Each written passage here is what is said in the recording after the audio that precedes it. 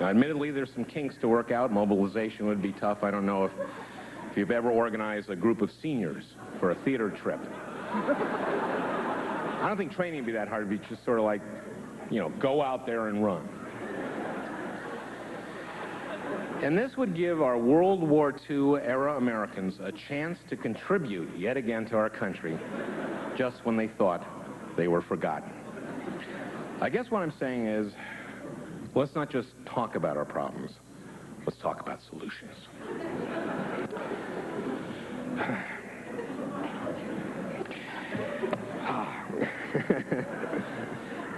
I'll tell you, though, I really like being here in this town. And if I were if I were a single guy, I would move to Washington, because there's so many really intelligent, attractive, unattached women here in Washington. Enid Waldholz, for example. Although I hear it might be a little late, I understand she's found a new guy that she plans to build a whole new life around, Aldrich Ames. Aldrich Ames. He was a spy. Now, ordinarily, I'm not one to engage in self-promotion, but this is C-SPAN, and there are literally hundreds of people watching, so...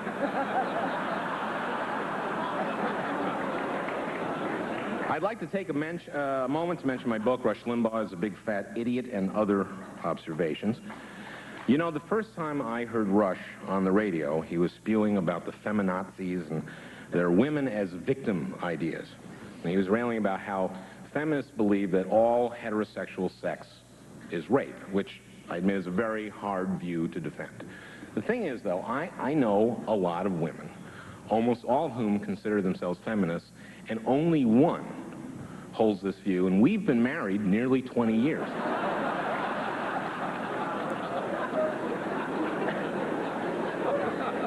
Sorry, honey. Now, Rush Limbaugh is a Big Fat Idiot is, in reality, a very high-minded satire on the breakdown of civility in our public discourse.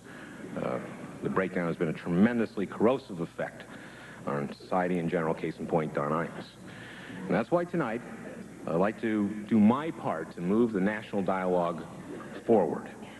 And in all modesty, I really hope that historians will look back on this speech as a watershed event that ushers in a new age of civility, which will begin immediately after I tell the following jokes about the speaker.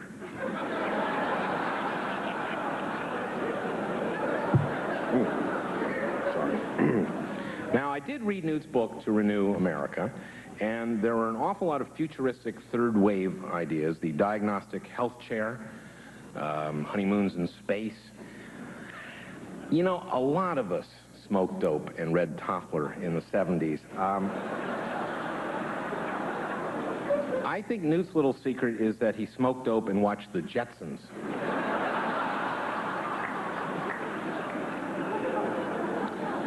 But the speaker is nothing if not a man of ideas, some of which have been very controversial. For example, his gender theories.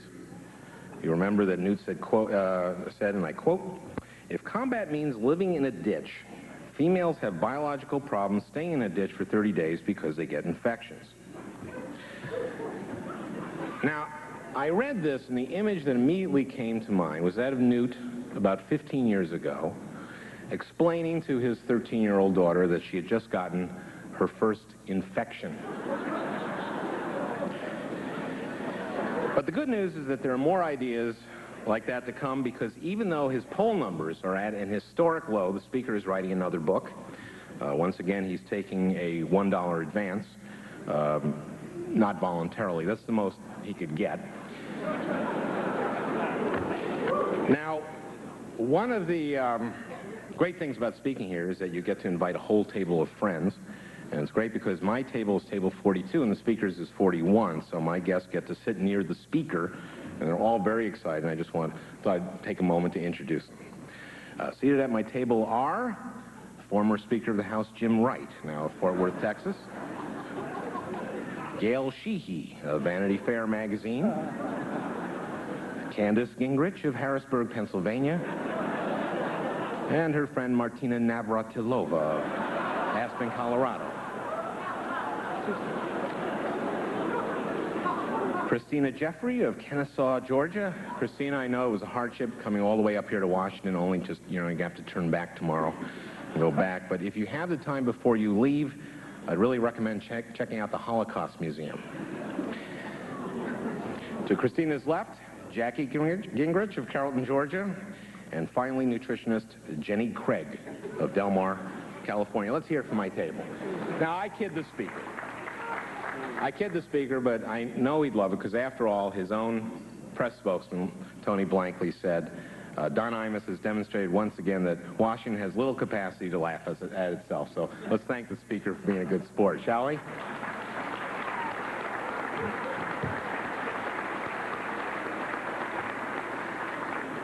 Was he laughing?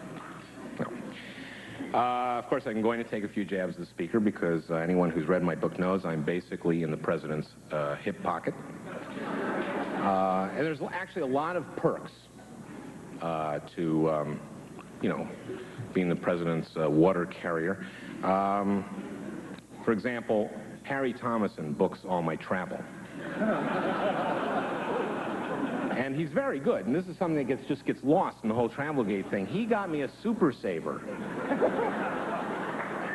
from Denver to Seattle. He had to, $59, he had to backdate the ticket. Well, it's illegal, but anyway. But Harry's great. The great thing, though, is that when Air Force One is available, the president lends it to me. And Air Force One is just great. Anybody here been on Air Force One, table 41? Anybody? Isn't it great?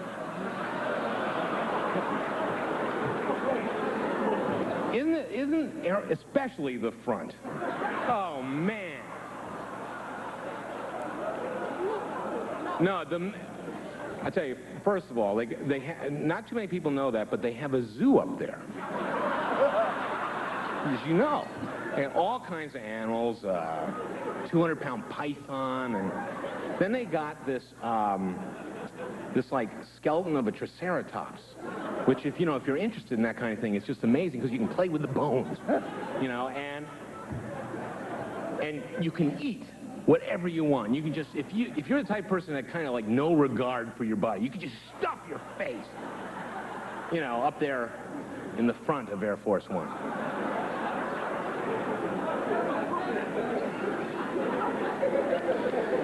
By the way, there are a lot of parties thrown tonight by different media organizations, both before and after this event. The Atlantic Monthly has asked me to do them a little favor.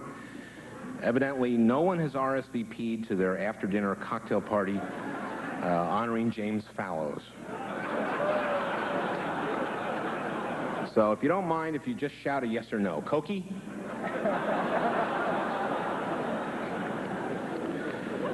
But this year there's been a lot of criticism of the press. The media has been accused of being shallow, biased, and obsessed with the horse race at the expense of the issues, and I agree. Most of you are doing a very bad job. There are some exceptions. Bill Schneider, for example. Bill really cuts through the chaff and gets right to the point. For example, the day before the New Hampshire primary, I was watching CNN, and Bernard Shaw asked him, Bill, what do we look for tomorrow? Well, Bernie, the first thing to look for is who comes in first. Now, the press is likely to portray that person as the big winner. And winning in politics is very important. In fact, this race may well be determined by who wins the most primaries. Now, Bernie, the second thing to watch is who comes in second. That person can claim to be the runner-up. Being runner-up isn't winning, but it's the next best thing. Which brings us to the third thing to look for. Who comes in third, Bill? Yes, Bernie. The third place finisher won't be first or second, but he won't be fourth either.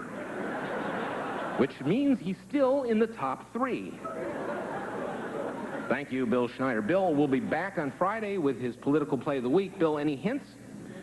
Well, Bernie, I'm not making any promises, but it may very well involve whoever comes in first. Thank you, Bill Schneider.